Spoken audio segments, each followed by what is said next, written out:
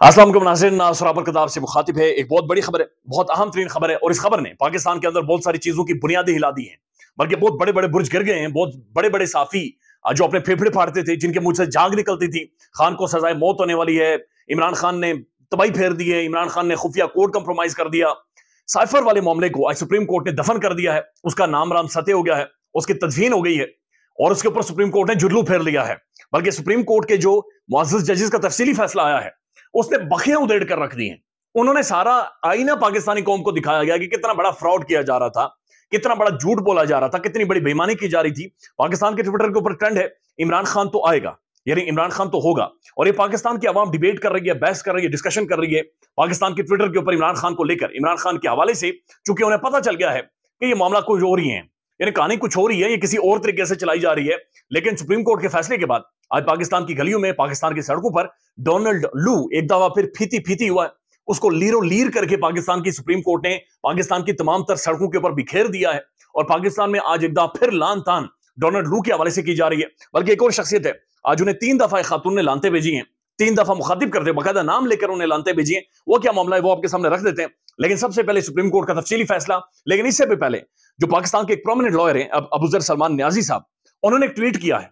और इस ट्वीट से आपको समझ आएगा कि ये मामला चल किस तरह से रहा था। उनका यह कहना है, आज सुप्रीम कोर्ट के समाअत के बाद यह वाज़ेह है कि इस्तिग़ासा साइफर ट्रायल को खुफिया क्यों रखना चाहती थी, यानी खुफिया क्यों रखा जा रहा था, बंद दरवाजों के पीछे। इधर से जजेस आ रहे हैं, रूट लग रहा है, कहानियां बन रही हैं, कभी रिपोर्टर बाहर आ रहे हैं, कभी रिपोर्टर अंदर जा रहे हैं, कभी पब्लिक आ जाती है, कभी जेल के अंदर से पब्लिक आ जाती है। और आज ये समझ आ रहा है कि जेल के अंदर बैठकर इमरान खान जब इस सारे ट्रायल को सुनता था, तो साफी ये रिपोर्ट करते हैं इमरान खान दिलचस्पी नहीं लेता था, उसकी दिलचस्पी नहीं थी, क्योंकि उसे पता था कि मैंने अपनी सेहत नहीं खराब करनी, मैंने अपनी एब्स डंबल शंबल अपने मसल्स के ऊपर फोकस करना है, क्योंकि इन केसेस के अंदर जान ही नहीं है, इनके अंदर दम ही नहीं है, इनके अंदर थोड़ी सी भी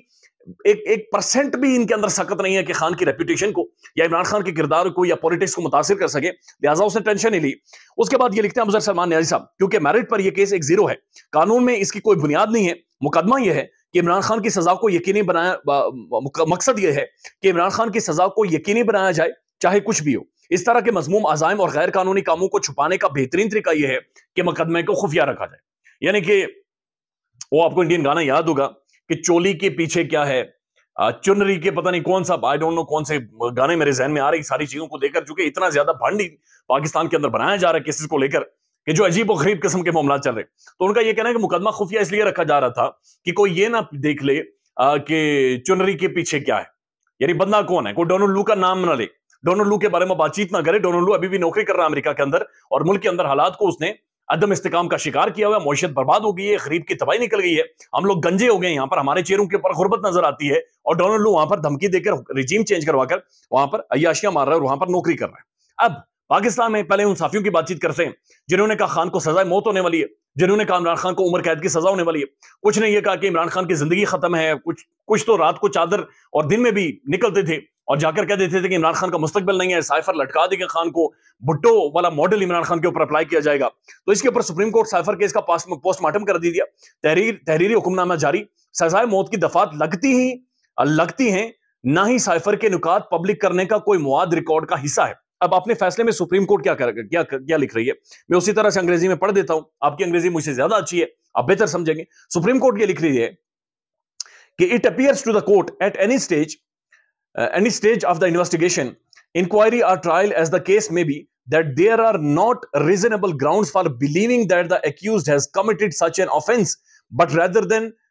there are sufficient grounds for further inquiry into it. यानी कि सुप्रीम कोर्ट ये कह रहा है कि हमारे सामने कोई ऐसे ग्राउंड्स ही नहीं है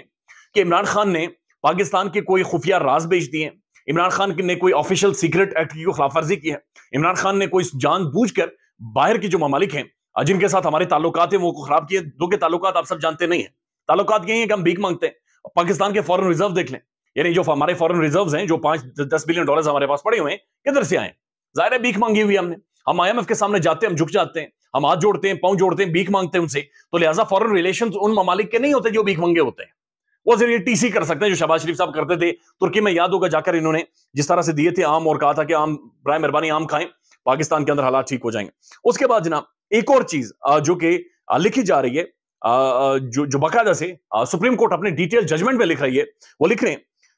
having so examined the material available on record, we find that there is no sufficient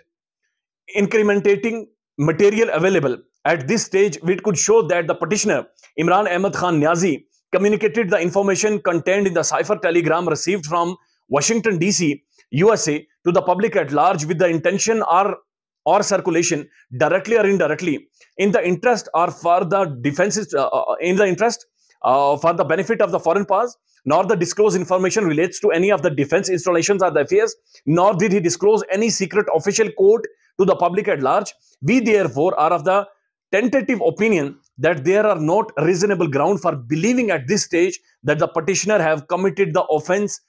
जो कि ऑफिशियल सीक्रेट एक्ट के नीचे आता है।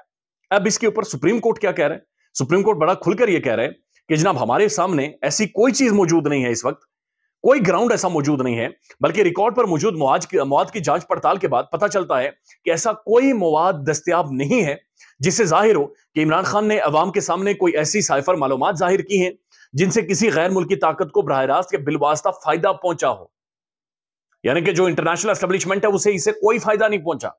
बैनुल अक़वामी जो पाकिस्तान के दुश्मन एजेंसीज हैं उन्हें इससे कोई फायदा नहीं पहुंचा, खुफिया सरकारी कोड्स या दिफाई तंसीबात से मुतालिक मालूमात को भी आम नहीं किया गया,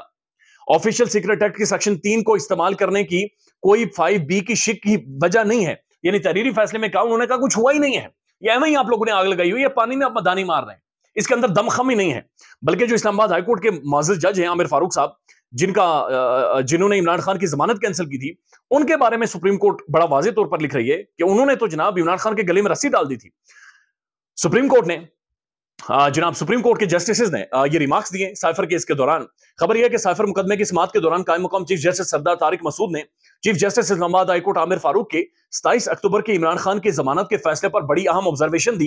कि इस्लामाबाद हाईकोर्ट ने तो माशाअल्लाह जमानत के केस में साइफर मुकदमे का पूरा फैसला ही कर दिया है, अब सिर्फ रस्सी देने वाली बात रह गई है। चीफ जस्टिस आमिर फारूक ने 27 अक्टूबर को साइफर केस में इमरान खान पीटीआई की जमानत मुस्तरद करते हुए फैसले में लिखा था कि साइफर केस में मुलजिम यानी इमरान खान के खिलाफ बादियों नजर में शवाहिद मौजूद हैं। यानी इस्लामाबाद हाईकोर्ट का आमिर फारूक साहब ये लिख रहे हैं कि शवाहिद मौजूद हैं कि खान ने बर्बाद कर दिया मुल्क को, खान ने तबाही फिरवा दिया, ऑफिशियल सीक्रेट एक्ट लगाए, रस्सी डालने लटकाए इसे, इसने को बहुत बड़ी चीज कर दी है, बड़ी तोप कर दिया, बल्कि साफियों ने उसके बाद सांस भी चढ़ गया था साफियों को, लेकिन ऐसा कुछ भी नहीं हुआ। और आगे वो लिख रहे हैं कि जनाब साइफर केस में मुलजिम यानी इमरान खान के खिलाफ बादियों नजर में शवाहिद मौजूद हैं जिसके सजा यानी इमरान खान को 14 साल की सजा हो सकती है, लेकिन सुप्रीम कोर्ट ये कह रहा है ऐसी हमें कोई शवाहिद नहीं मिले कि खान को 14 साल की सजा हो सकती है या फिर इमरान खान को उम्र कैद की सजा हो सकती है, बल्कि खान को जमानत दी जाती है। इमरान खान को इनोसेंट, सादिक और अमीन के बाद खान को इनोसेंट बाकायदा से शरीफ मासूम डिक्लेयर कर दिया है। गरीदा फारूकी साहबा चीखी हैं, उसके बाद और भी पाकिस्तान के साफी चीखें। गरीदा फारूकी साहबा लिखती हैं सुप्रीम कोर्ट से जमानत के बावजूद इमरान खान साइफर केस में रिहा नहीं होंगे क्योंकि साइफर का जेल ट्रायल चल रहा है और जमानत ट्रायल को खत्म नहीं कर सकती। इसके अलावा भी इमरान खान तोशाखाना नैब केस में जुडिशल पर हैं और 190 बिलियन पाउंड खैर और भी मुकदमा खान के ऊपर है। साइफर केस में सुप्रीम कोर्ट ने कवानीन से आगे जाकर और इमरान खान पीटीआई को इंतहाई मौक़िफ़ फैसला दिया है। यानी जज गरीदा फारूकी साहबा सोशल मीडिया पर यह समझती हैं कि सुप्रीम कोर्ट ने कवानीन से आगे जाकर इमरान खान को रिलीफ दे दिया है, यानी सुप्रीम कोर्ट कवानीन से आगे गई है, ये गरीदा फारूकी साहब डिसाइड कर रही है। वो लिखती हैं हालांकि ऐसे केसेस जिनमें सजाए मौत या उम्र कैद हो सकती हो वहां जमानत नहीं होती। भाई सुप्रीम कोर्ट यही कह रहा है कि इनके अंदर ऐसी दफात लग ही नहीं सकती कि उस बंदे को उम्र कैद की सजा हो या उस बंदे को सजाए मौत हो। यह लाडलेपन की एक और मिसाल है। सुप्रीम कोर्ट को कवानीन मद्देनजर रखने चाहिए थे, केस देखकर फैसला होना चाहिए ना कि फेस देखकर, केस देखकर फैसला होना चाहिए ना कि फेस देखकर। इसके ऊपर आप खुद ही तबसरा कर लें, मेरे पास तो अल्फाज खत्म हो गए कि जनाब खुन्नस की भी हद होती है, सहाफत तो खैर पानी में बह गई है लेकिन खुन्नस की भी एक हद होती है। उसके साथ जनाब चौधरी शुजात हुसैन साहब को जो परवेज इलाही साहब के भाई हैं उनके साथ उनके ऊपर लानते पड़ी आज, और चौधरी शुजात की जो हमशेरा हैं सुमेरा इलाही का गुजरात डीसी दफ्तर में पर्स छीन लिया गया।